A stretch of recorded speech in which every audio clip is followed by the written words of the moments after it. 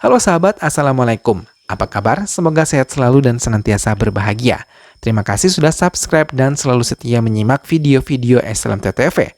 Semoga Tuhan Yang Maha Kuasa selalu memberikan rezeki yang berlimpah ruah dan juga berkah untuk sahabat-sahabat semua. SLMT-TV kembali hadir kali ini dengan sebuah alur cerita dari film yang berjudul Di Blok. Film ini dirilis tahun 2022 menceritakan tentang sebuah misteri mengenai kematian beberapa gadis yang menghuni asrama putri di sebuah universitas yang terletak di tengah hutan. Bagaimanakah kisah selengkapnya? Berhasilkah misteri tersebut terungkap? Simak alur ceritanya berikut ini. Dan tanpa perlu berlama lagi, langsung saja ini dia alur cerita filmnya.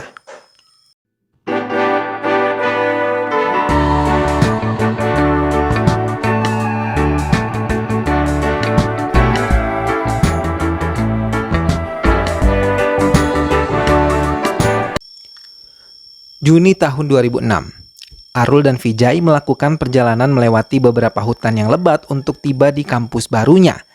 Kampus tempatnya belajar memang terletak di tengah hutan rimbun. Universitas AKR banyak memiliki kejuruan yang diambil oleh banyak mahasiswa. Saat baru saja tiba di kampusnya, Arul dan Vijay mendatangi penjaga kampus yang menunjukkan asrama pria di mana mereka bisa tinggal di dalamnya. Mereka menempati kamar yang terdiri dari 3 sampai dengan 4 mahasiswa. Kali ini Arul berteman dengan kakak tingkat mereka bernama Milo yang banyak membagi cerita tentang hal-hal yang akan mereka alami di lingkungan kampus ini. Mereka pun memulai perkuliahan dan mulai diberitahu tentang tata tertib yang ada di dalam kampus. Yang paling penting adalah mereka tidak boleh masuk area asrama lebih dari pukul 5 sore. Dengan alasan karena letak gedung mereka di tengah hutan, mereka takut akan ada binatang buas yang akan memangsa mereka. Arul yang bersama teman-temannya memperhatikan satu persatu teman-teman mereka maupun kakak tingkat mereka. Hingga Arul merasa tertarik dengan salah satu mahasiswi wanita yang tengah menjahili senior mereka yang terkenal jahil. Shruti, wanita yang disukai Arul, kini bertemu dengan Swita dan Ria sebagai teman satu kamarnya dalam asrama. Swati menajamkan pendengarannya ketika berada di toilet ketika mendengar sebuah suara yang semakin mendekat setelah lampu di toilet tersebut tiba-tiba padam. Dan yang lebih mengejutkan lagi ketika suara pintu diketuk dengan sangat kuat hingga Swati langsung meninggalkan toilet dengan cepat. Lagi-lagi Swati diganggu dengan suara-suara aneh saat ia sedang melukis di kamarnya yang gelap. Ia memberanikan diri untuk mendekati pintu dan mencari sumber suara yang ada. Swati yang ketakutan langsung menutup pintu dan dengan napas terengah-engah ia menjelaskan pada Shruti dan Ria. Tapi mereka tidak mempercayai apapun hingga Swati kembali membuka pintu, namun kali ini ia tidak menemukan apapun di lorong kamarnya. Malam berikutnya Shruti meninggalkan Swati yang tengah mencuci untuk menerima panggilan dari Arul. Ia melangkahkan kaki untuk menjemur di lorong kamarnya, namun karena semua lorong tersebut penuh dengan pakaian teman-temannya, ia memberanikan diri untuk membuka gembok yang menutup pagar menuju balkon asramanya. Namun lagi-lagi matanya kembali melihat sosok yang menyeramkan itu lagi. Swati mencoba berlari namun ia tersandung dan lehernya terkena tali jemuran menyebabkan luka hingga ia terjatuh, dan saat ia mencoba melarikan diri, lagi-lagi kedua kakinya malah ditarik oleh sosok mengerikan tersebut. Keesokan harinya, tubuh Swati ditemukan dalam keadaan tidak bernyawa. Bahkan ditemukan banyak luka di area tubuh Swati. Arul dan teman-temannya yang mengetahui hal itu langsung berlari dan melihat dari dekat jenazah Swati. Polisi menyimpulkan kalau Swati terbunuh akibat serangan macan tutul di area hutan. Senthil Kumar yang merupakan rektor dari kampus ini memanggil pihak investigasi dari kepolisian. Ia memberikan uang suap untuk bisa menutup kasus kematian Swati dari umum hingga tidak mengurungkan niat mahasiswa baru untuk mendaftar lagi di universitasnya. Namun Arul sendiri dan Shruti tidak meyakini kalau kematian Swati karena serangan macan tutul. 6 bulan kemudian, Maya yang merupakan senior Arul mencoba menemui Arul dan meminta gambar terakhir yang dibuat oleh Swati sebelum ia meninggal dunia. Arul dan Vijay pun memberikannya. Maya yang melihat gambaran tersebut merasa terkejut karena sama persis dengan gambar milik Purmina, sahabatnya 4 tahun lalu yang mengalami nasib sama seperti Swati. Maya mengambil kesimpulan kalau ada hubungan antara gambar-gambar ini dan sosok di dalamnya dengan asrama putri. Vijay yang melihat gambar itu merasa ketakutan dan menarik Arul untuk menjauh dari Maya yang membahas kematian Swati dan juga Purnima. Shruti dan Arul yang telah menjadi pasangan kekasih sangat bahagia. Kali ini Shruti yang berulang tahun mendapatkan kejutan dari Arul yang diam-diam memasuki area belakang asrama putri untuk memberikan Shruti kejutan. Namun kesenangan mereka terhenti saat Arul dan ketiga temannya melihat sosok mengerikan di balkon atas asrama putri, tepat di atas lantai kamar Shruti. Vijay menarik tangan Milo dan Arul untuk meninggalkan tempat tersebut hingga membuat Shruti kebingungan karena dirinya tidak bisa melihat sosok yang mereka lihat dan dianggap mengerikan. Keesokan harinya, Arul dan teman-temannya mendapatkan teguran dari rektor mereka dan mengancam, bila mereka melakukan hal yang sama lagi, mereka akan langsung dikeluarkan dari kampus ini. Arul dan teman-temannya mencoba menjelaskan tentang sosok yang mereka lihat, tapi rektor mereka sama sekali tidak mempercayainya, malah mengusir mereka begitu saja dari ruangannya. Arul mengatakan kepada teman-temannya kalau ia ingin menyelidiki kasus ini dan sosok yang mengerikan yang telah mereka lihat. Arul dan teman-temannya kini mendatangi Maya dan melihat gambar yang telah dilukis oleh Swati dan juga Purnima. Mereka menceritakan kalau mereka telah melihat sosok mengerikan ini semalam. Maya pun mengiyakan saat Arul dan teman-temannya mengajaknya untuk menyelidiki tentang sosok menyeramkan ini. Mereka mulai suatu rencana untuk mengungkapkannya. Maya meminta Arul dan Vijay mengambil data mahasiswa yang telah hilang dan meninggal di kampus mereka ini di dalam ruangan rektor mereka. Dengan cepat, Arul dan Vijay memasuki ruangan tersebut ketika Senthil Kumar tidak berada di dalam ruangannya. Mereka dengan cepat mencari data-data yang mereka cari. Bersama Maya, mereka mulai memperhatikan satu persatu berkas-berkas tersebut.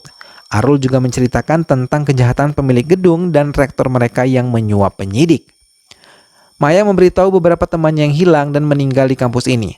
Arul menemukan persamaan rata-rata korban adalah putri dari penjaga kampus mereka. Vijay dan Arul memutuskan untuk menemui Mani Meghalai yang merupakan teman Maya. Sampai di sana, ayah Mani Meghalai terkejut menerima kedatangan mereka, namun ia marah dan mengusir mereka ketika mengetahui kalau mereka adalah mahasiswa dari Universitas AKR, hingga mereka pun diusir dari rumah Mani Meghalai. Tapi sebelum mereka meninggalkan rumah tersebut, mereka mendengar suara teriakan hingga Arul memaksa dan menerobos masuk kembali rumah Mani Meghalai dan membuka pintu ruangan yang terkunci. Vijay dan Arul terkejut ketika melihat seorang wanita yang terpasung di dalamnya. Mereka tidak mengira kalau Mani Meghalai belum meninggal dunia. Chokalingam yang merupakan ayah dari Mani Meghalai menceritakan kalau ia adalah penjaga kampus AKR dan putrinya berkuliah di sana. Mereka sangat bahagia dan tiap hari ayahnya memberikan perhatian lebih kepada putrinya. Hingga tiba-tiba Mani Meghalai menghilang dan membuat ayahnya sibuk mencari keberadaan putrinya. Namun ia tidak menemukannya. Ia pun memutuskan menemui Senthil Kumar untuk meminta bantuan kepadanya, tapi bukan bantuan yang didapat, ia malah mengatakan hal buruk tentang putri yang sangat ia cintai. Ia bahkan melarang Chokalingam untuk melaporkan kepada pihak polisi. Mendengarkan tanggapan buruk dari atasannya, Chokalingam merasa sangat sedih dan memutuskan ia akan menunggu sampai putrinya datang lagi. Karena ia tidak bisa meninggalkan pos jaga sebelum ada penggantinya. Hingga keesokan harinya ia mendapatkan kabar kalau putrinya ditemukan dalam keadaan tidak bernyawa. Dengan cepat ia meninggalkan pos jaga dan berlari menuju di mana putrinya berada hingga ia sangat terpukul ketika melihat keadaan putrinya yang sangat memprihatinkan. Ia memeluk tubuh putrinya dan tiba-tiba Mani Meghalai bernapas hingga dengan cepat ia membawa putrinya ke rumah sakit. Setelah sadar, putrinya mengatakan saat ia ingin mengambil air minum ia bertemu dengan sosok yang menyeramkan. Ia mencoba berlari namun tidak berhasil hingga ia tersungkur dan kedua kakinya ditarik. Saat Mani Meghalai sadar, ia sangat ketakutan ketika melihat seorang gadis di sampingnya tengah disiksa oleh sosok yang mengerikan yang tadi ia lihat hingga gadis tersebut meninggal dunia. Perlakuan yang sama pun diterima Mani Meghalai hingga ia akhirnya tidak sadarkan diri. Ayah dan putri tersebut memutuskan untuk bisa melaporkan semuanya kepada Senthil Kumar.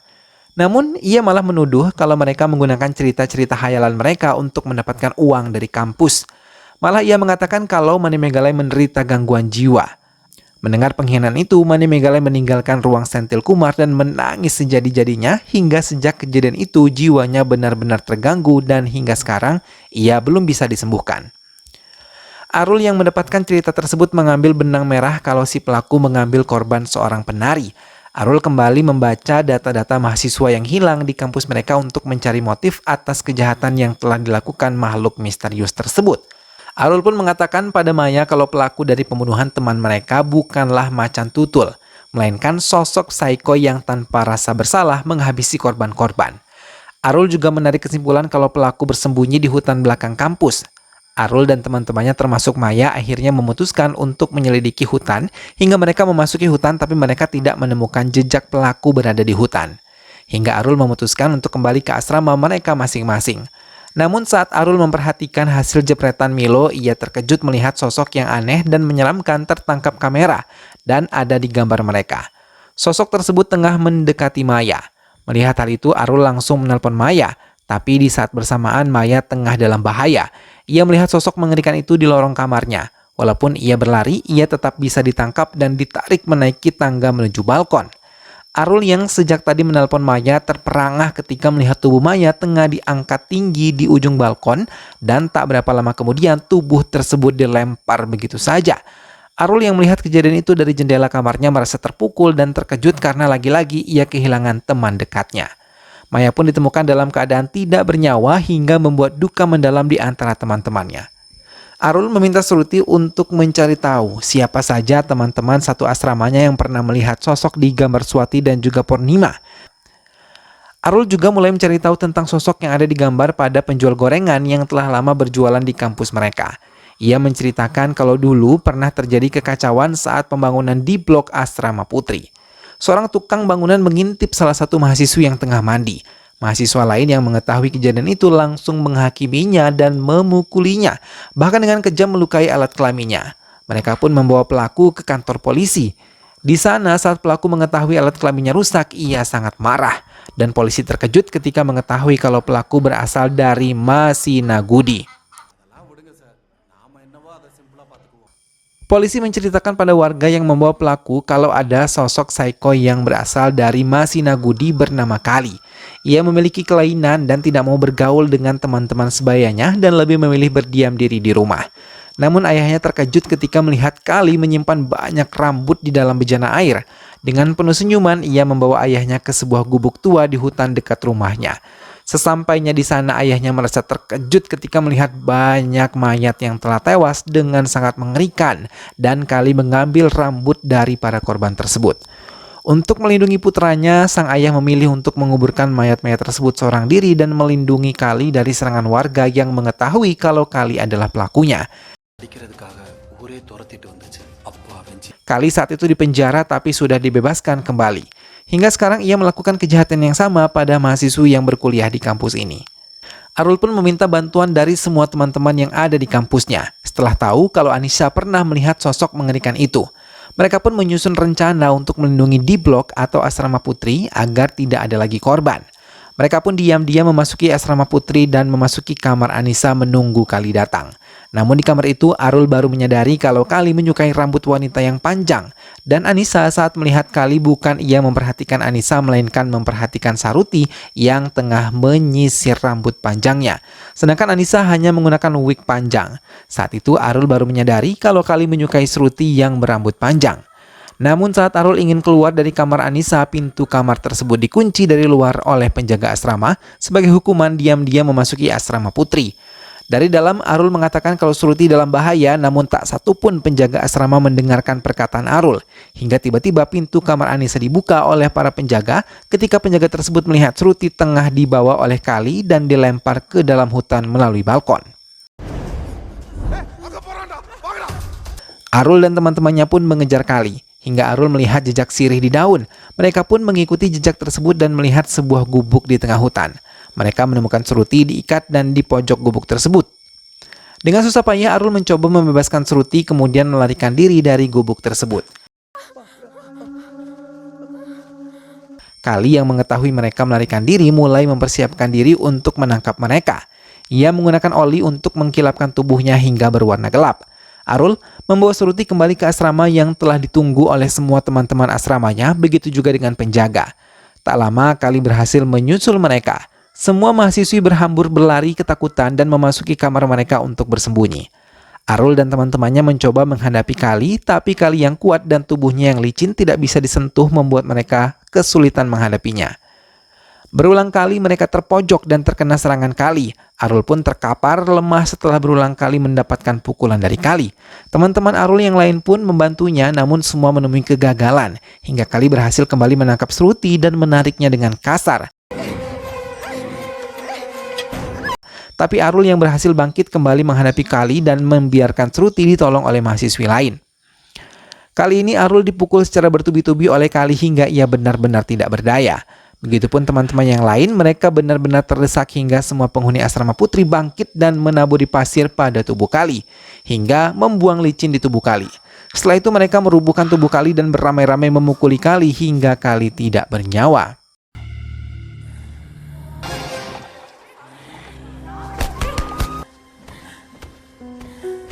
Kematian Kali pun tercuat dan ada di televisi dan beberapa pemberitaan.